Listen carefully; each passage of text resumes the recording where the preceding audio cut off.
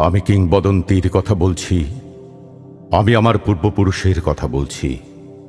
তার করতলে পলিমাটির সৌরভ ছিল, তার পিঠে রক্ত জবার মতো ক্ষত ছিল। তিনি অতিক্রান্ত পাহাড়ের কথা বলতেন, অরণ্য এবং শাবদের কথা বলতেন, পতিত জমি আবাদের কথা বলতেন। তিনি কবি এবং কবিতার কথা বলতেন।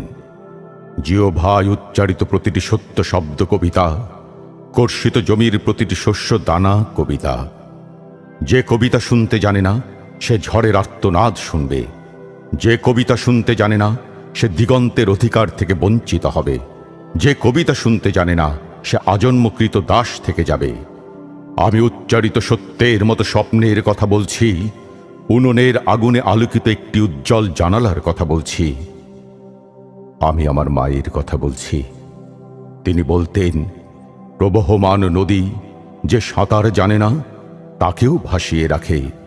যে কবিতা শুনতে জানে না সে নদীতে ভাসতে পারে না। যে কবিতা শুনতে জানে না সে মাছের সঙ্গে খেলা করতে পারে না। যে কবিতা শুনতে জানে না সে মায়ের কোলে শুয়ে গল্প শুনতে পারে না। আমি কিংবদন্তির কথা বলছি।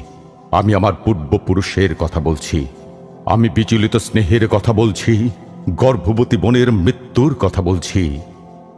আমি আমার ভালোবাসার কথা বলছি। ভালোবাসা দিলে মা মরে যায়, যুদ্ধ আসে, ভালোবেসে মায়ের ছেলেরা চলে যায়। আমি আমার ভাইয়ের কথা বলছি। যে কবিতা শুনতে জানে না সে সন্তানের জন্য মরতে পারে না। যে কবিতা শুনতে জানে না সে ভালোবেসে যুদ্ধে যেতে পারে না। যে কবিতা শুনতে জানে না সে সূর্যকে হৃৎপিণ্ডে ধরে রাখতে পারে না। আমি কিংবদন্তির কথা বলছি। আমি আমার পূর্বপুরুষের কথা বলছি। তার পিঠে রক্ত জবার মতো ক্ষত ছিল, কারণ তিনি কৃতদাস ছিলেন। আমরা কি তার মতো কবিতার কথা বলতে পারব? আমরা কি তার মতো স্বাধীনতার কথা বলতে পারব?